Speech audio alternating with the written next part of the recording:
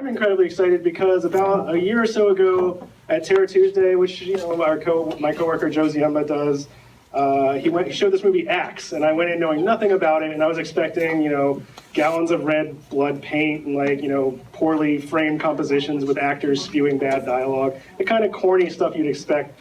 And then I'm watching this movie, I'm like, there's something different about this movie. There's a real intelligence behind it. Like, is this an accident, or what's going on with this movie? It's like somebody knew what they were doing. And it turns out that there is a human being who made that movie, and he actually had to go through a lot to make the movie. And it's really special that we're all here tonight because I don't know if any of you guys have made a feature film, but it takes fighting and scrapping and getting all the resources you can together and learning new processes and techniques, working with all these people, put your heart and soul into it. And what can sometimes happen, and especially in 1972, is maybe you make two movies and a producer buys them and then never gives you a penny, and your whole dreams are shattered, and you never get a chance to enjoy the success of your movie shown to an audience. But tonight, we get to correct history. You guys get to, as an audience, watch, I think, one of the best horror movies of the 1970s with the director here in attendance, and I'm going to bring him up right now, Mr. Frederick Friedel.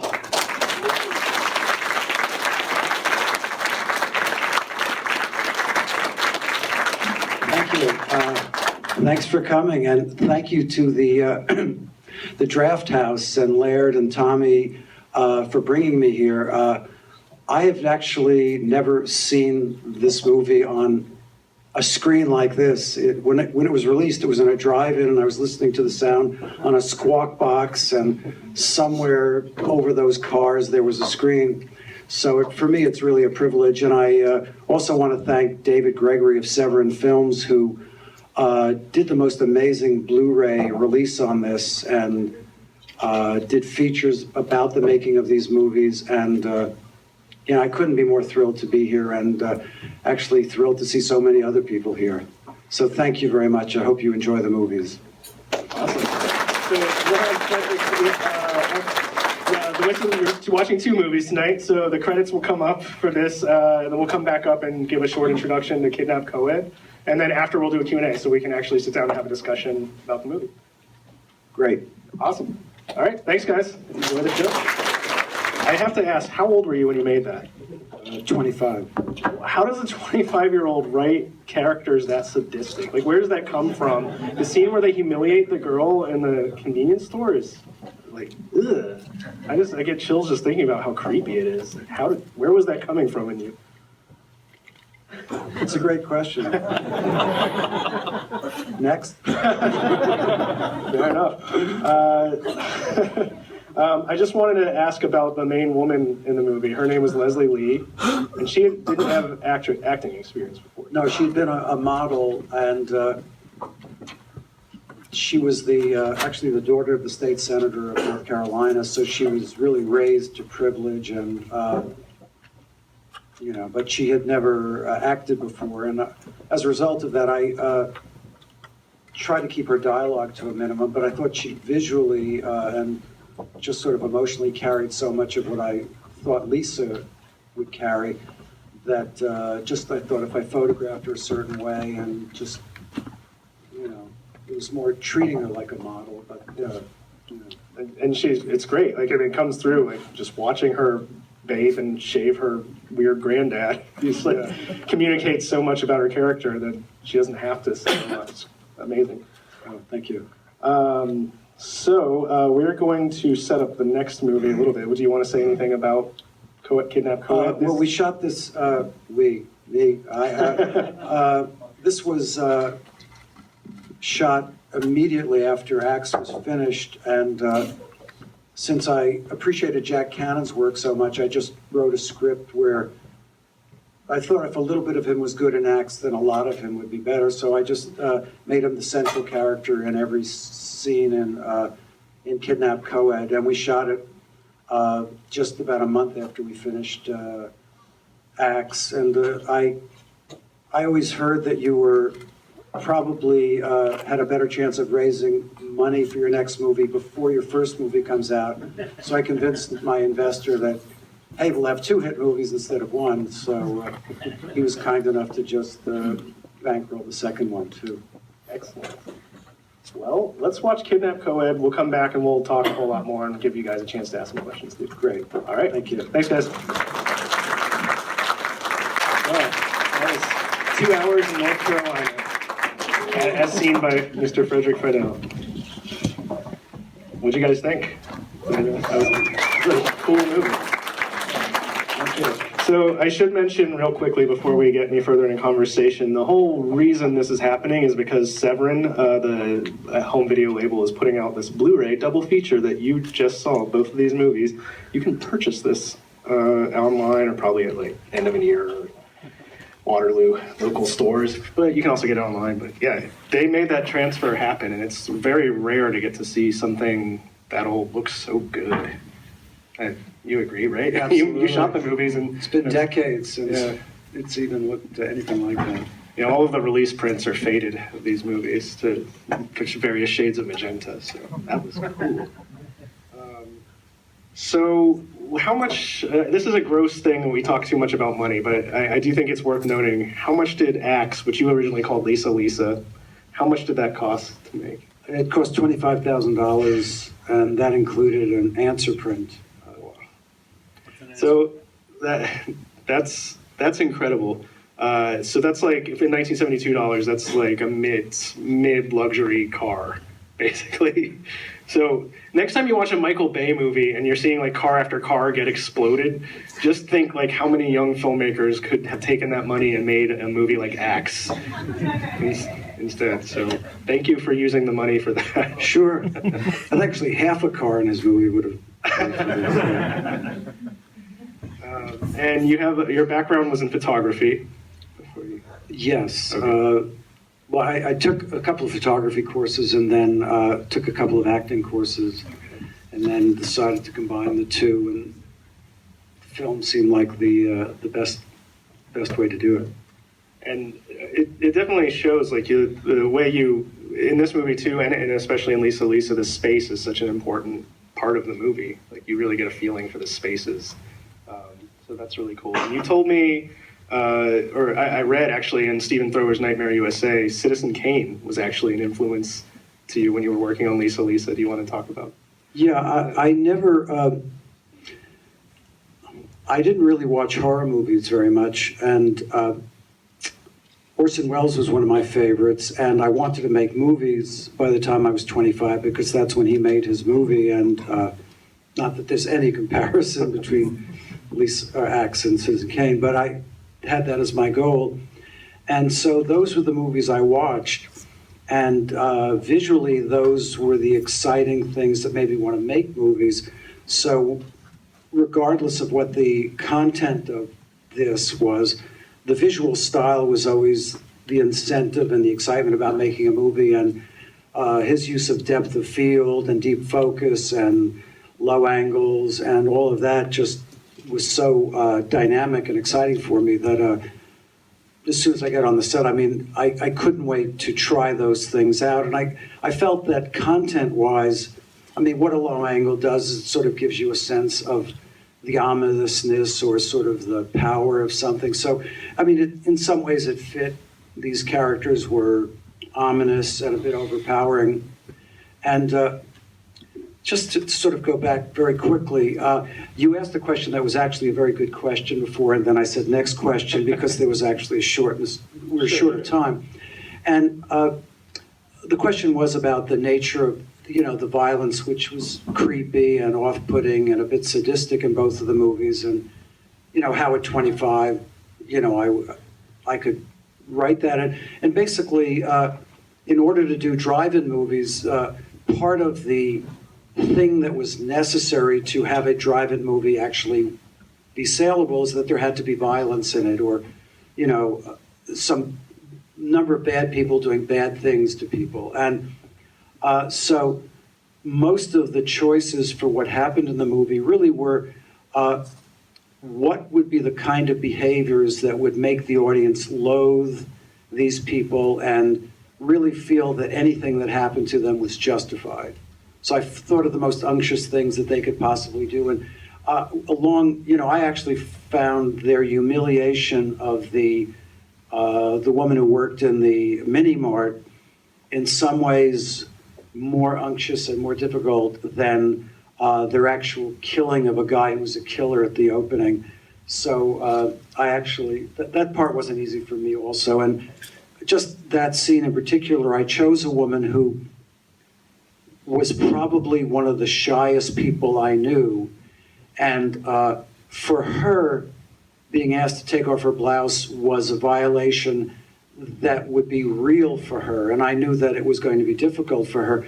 But I felt that that rawness and the painfulness of what this woman would go through was actually important for developing these characters and making them just karmically marked for death, So that was, a lot of the choices. And the same thing happens in this movie when, these two guys rape Sandra Morley, that, they actually cross a line where the only fitting denouement for them would be to be killed in kind. And that's why their deaths are so graphic, even if they're a little bit comic, But it should be noted that the young woman in the mini mart, to kind of make it up for her, you cast her in Kidnap Coed, but in a much nicer role. She's a bird watcher. Yeah. She's one of the women with binoculars. I figured so she wouldn't have a terrible memory of working with me forever. I let her have something that was actually more appropriate to her personality.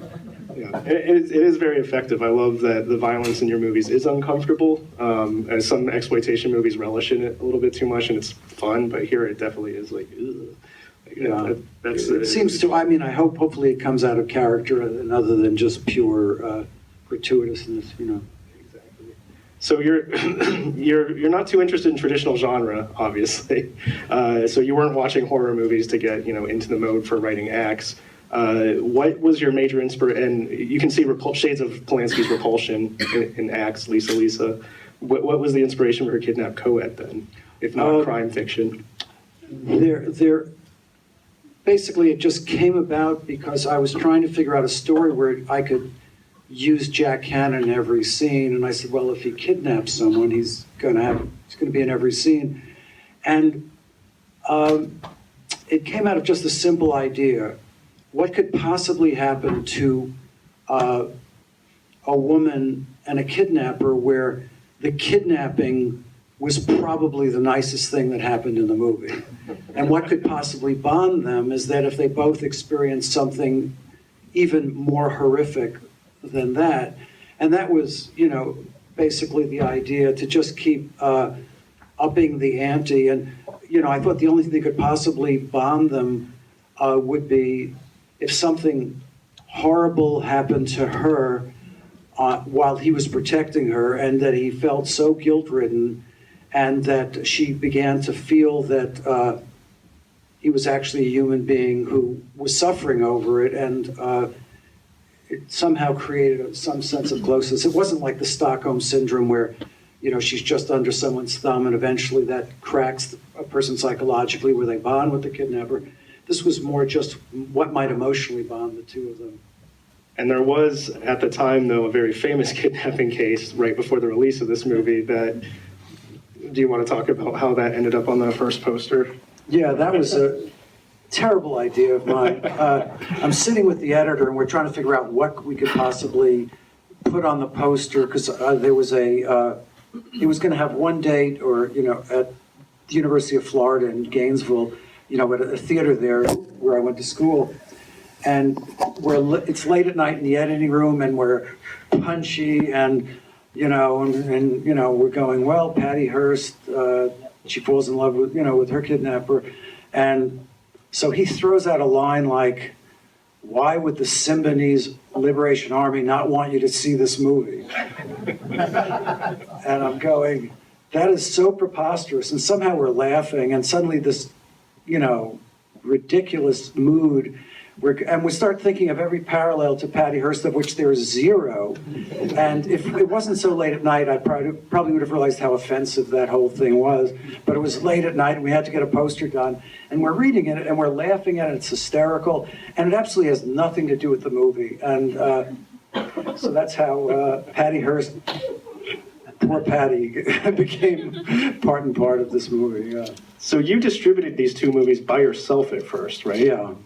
What was that like? Were you actually driving Prince around in your car to various No, venues? actually, mercifully, I didn't know enough to distribute the movie. The fellow who was in the first scene of Axe, Aubrey, who we killed, was a film distributor in the South, and he's known as a sub-distributor. And so I didn't have a main distributor, but the sub-distributor would find all these play dates for them. And I think Pat Patterson said, why don't you put Frank Jones in the movie? Because, you know, he's going to distribute the movie. Maybe he'll try harder. And Frank, when I saw the dailies on it, we only shot one take of everything because we didn't really have any money. And I saw that performance and I went, oh my God, you know, in retrospect now, it's not terrible.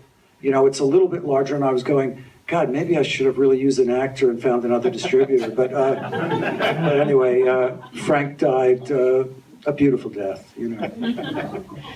So you eventually find, 2 years after you've completed these movies, a distributor with Box Office International, Harry Novak, and the movies go on, especially Axe, goes on to make all kinds of money at the box office. And how much of that did you see? Just, you know, a few dollars that he gave me to sign, and then I never saw another penny.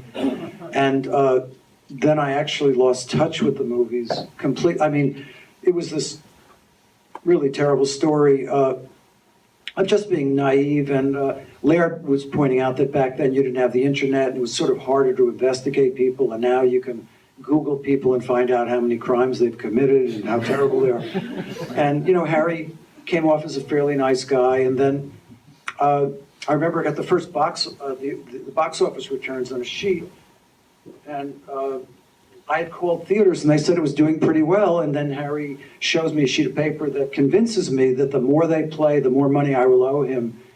And I'm going, well, that, you know, obviously he's a crook. And so then I went to the lab and I said, I want my, you know, negative back. And they said, Harry just took it.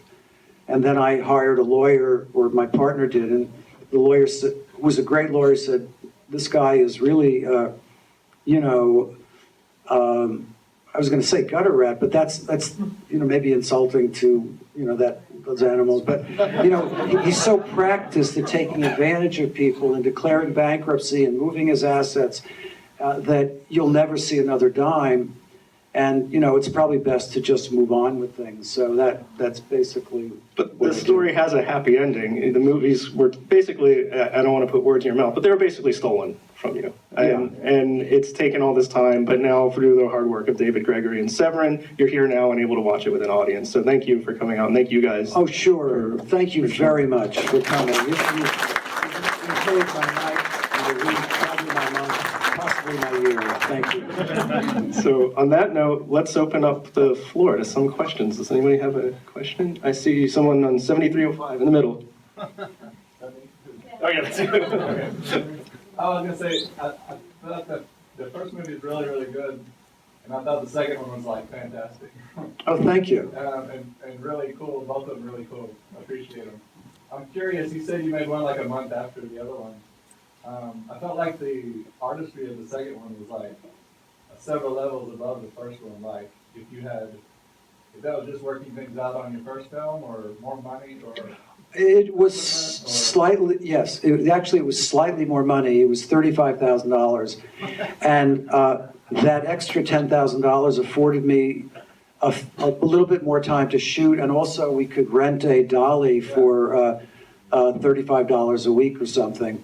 And part of my love of certain movies, I mean, I just wanted to use the dolly as much as possible and make it as visually beautiful as possible. So, you know, I was just, you know, in love with making beautiful images. So, yeah, I really, that was part of the fun of having a little bit more time and having a dolly. I mean, we were this 35, I think we wore out the $35 dolly. We just were using moving shots everywhere. There were shades of Terrence Malick. Have you watched his movies? Yeah, well, I thought Badlands was one of the greatest films I'd ever seen. And I don't, it's interesting, it's not like I looked at a movie and said, oh, I want to do that. It's just that the movie so affected me that when I just started writing and visualizing, I guess it, you know, my admiration or the fact that his style was so beautiful to me just, you know, affected me. Right. Very cool. Thank you. Next question. This is just a quick question. I saw the second movie under an alternate title a while back, and this seemed like it was maybe a little bit of a shorter cut to me, or I just wasn't remembering it correctly. Is that an alternate cut at all?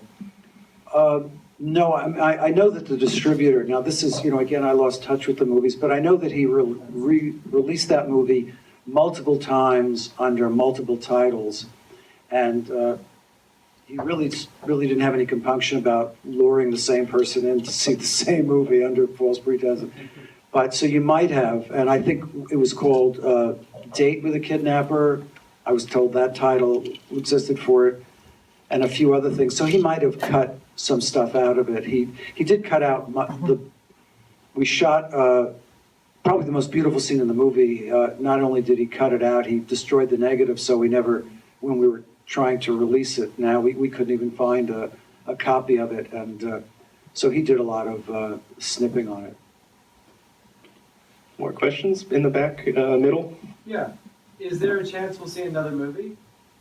Yeah, actually, I'm doing a remake of Axe and just finishing the script on it, and the plans right now are to shoot it in March or April in Charlotte, North Carolina. Next question. Actually, I have two questions. I'll try to make them quick. There are a lot of shots in Kidnap Coed that almost look like they were kind of stumbled upon in the moment where you're shooting through wood covering a window, or that really beautiful shot that starts with the rocking chair framed by the outline of the barn and then kind of dollies out to see the car. Were those kind of shots planned from the beginning, or were they something that you kind of stumbled on in the moment and worked in? I think I may have found the locations and knew what I wanted to do there. But I mean, a lot of it, because it's costly to travel and move people around, a lot of it is, the excitement of shooting for me is to find things in the moment. And the little girl behind the screen, you know, she just, you know, she happened to be there. And I knew that, yeah, actually, you know, it's interesting, when we shot that farm stuff, it was, I think, an hour and a half out of Charlotte.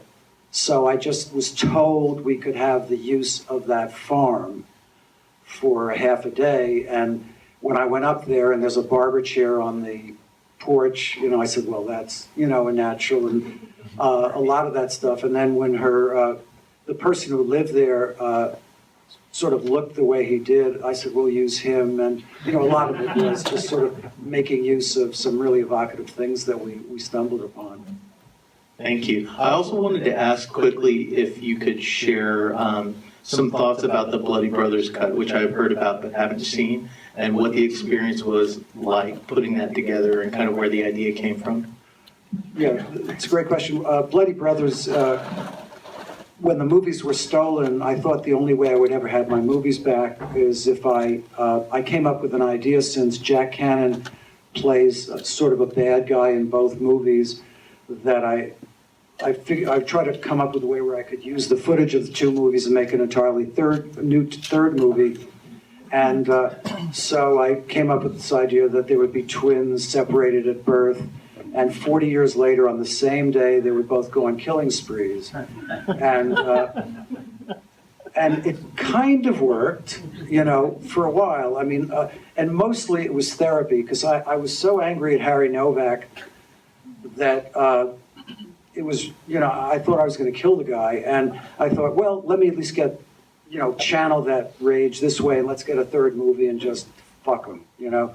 So that was basically it, and so I did this cut, and it didn't quite culminate well, and then a friend of mine shows it to his college class, and he's a film professor, and he said, you know, these people walked out on Fellini movies and they get bored with everything else, but they sat through this thing, so maybe you ought to finish it up. So I finished it up, and obviously, since it's two different movies, it's very hard to make the stories truly connect, but we came up with a device where the two stories do connect, and it's been released. It's on the Severin release of the two movies, and it's called Bloody Brothers, and we actually got to put in that footage that Novak could destroy the negative in it, and it's very, it's from a beta cam, which is very low quality, so it's very, instead of being the most beautiful scene in the movie, it's now the most ugly, but it's at least in the movie.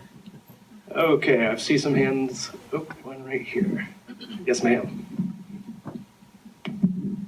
In Acts, one of my favorite things is that you allude to the horror, you allude to the graphicness without having to show it, so that allows people to use their own imagination. Was that an influence, like from Alfred Hitchcock's Psycho, or was that money? No, that was totally from Hitchcock. In the Psycho shower scene, you never see a knife hit Janet Leigh's body, and somehow it always seemed to me that being too graphic was too easy and was cheating. So I always try to come up with a way that most of the violence is played off screen. I think in Acts, there is one scene where you see a razor, she's rubbing it on the neck, but that was not really to rub the blood in your face. It's just that I happen to like Leslie's face and that totally disconnected, faraway world that she had retreated to while she was doing this. So it was mostly about showing her lostness and not really reveling in, that. So I really, I've never been much for, and now things, now movies are very, very, very explicit. TV shows are very explicit. Everything's about autopsies and, splashing it around. So it, I think in the remake of Acts, there may be a little bit more on-camera violence, but my style is, I think it is, like you said, more horrific in a person's mind when they bring their imagination to it. So I was reading that you shot this movie in 11 days, Acts anyway. So, 8.5. 8.5? God, that's impressive. So obviously probably people didn't have a lot of time to work on their characters, but the main girl in Acts, how many times do you think this has happened to her? Because it didn't look like this is her first murder. Honestly, it really looked like, because she goes back to shaving his face at the end or feeding him soup or whatever it was, and she just has this look like, all right, another day. Well, are you talking about in reality? Leslie's background? She could not have been raised in a more privileged upbringing. Privileged. I mean, the Firestones and the Goodyears built summer homes on her property. So, no, I don't think, though her parents' relationship was a little difficult, and Leslie did undergo, a tremendous tragedy that happened just after we finished Acts and just as I was beginning to shoot the next movie. And her mother, who was the wife of the state senator of North Carolina, set herself on fire. And it was one of the largest and most awful stories. And it actually set in motion a lot of copycat suicides, and it was just, she was a beautiful, wealthy, woman, and she did this thing. So, but just sort of backing up, there was something about Leslie where she seemed to carry a certain internal weight, and I'm not really sure what that was, but I can guarantee that she never harmed anybody in her life. And as a matter of fact, she was, she never said this to me, but she did say it to the guy who played Lomax, Ray Green, that she was very uncomfortable with some of the things she had to do. She never really said that to me, and I don't think this had anything to do with her nature at all. In fact, would it be inappropriate to point out now that you dated her during the production? No, we did. And that I was a little bit oblivious to things, but I think we fell in love just at the very beginning of this, so it was maybe the hardest thing to shoot in the movie was this rape scene. And that was very, I thought it was much more uncomfortable for me than for Leslie, frankly, you know. Oh, is there anything we can end on with a happy note? Because we're kind of out of time here. Yes. Well, I will tell you this, that I never dreamed I would ever see these movies with this kind of quality projection in a theater like this. I mean, as I said, it's very surreal because I lost touch with these movies for 25 years, and then suddenly someone contacted me and they were put in a book, and suddenly David Gregory wanted to release them. So it is, you know, I don't know whether there is a God or that right finally triumphs, but I will tell you, it's been one of the most fulfilling things to have these movies that I just did not even know existed suddenly end up, you know, in which I consider maybe the greatest theater I've ever been in. So thank you. Thank you guys. It's always cool that you guys come out to these movies. I mean, these are not, you know, Star Wars. They're not household names. So thank you for, if you hadn't heard of these movies or seen them before, for coming out and Sure, taking a I just chance. want to say one thing about Laird. He actually found, you know, it was amazing. I was looking at the little shorts before the movie, and he went through all the materials of things that have been mentioned, of influences and movies, and he actually found all of these clips and shorts that bore actually a direct relationship to these movies, and I've never, that is so far above and beyond, you know, the call of duty that I really just have to take off my hat, if I had one, and just... You guys didn't know this was going to turn into a circle jerk, did you? No, thank you very much. I mean, we do it because we love your work, and we're so happy to have you. I mean, you're the reason for you're the occasion for this, and your movies are the occasion for this. So thank you very much, and thank you guys, and yeah, we'll be in the lobby, I guess, for a little bit if anybody still wants to talk. Thank you very much. North Carolina or anything else. Thanks, guys.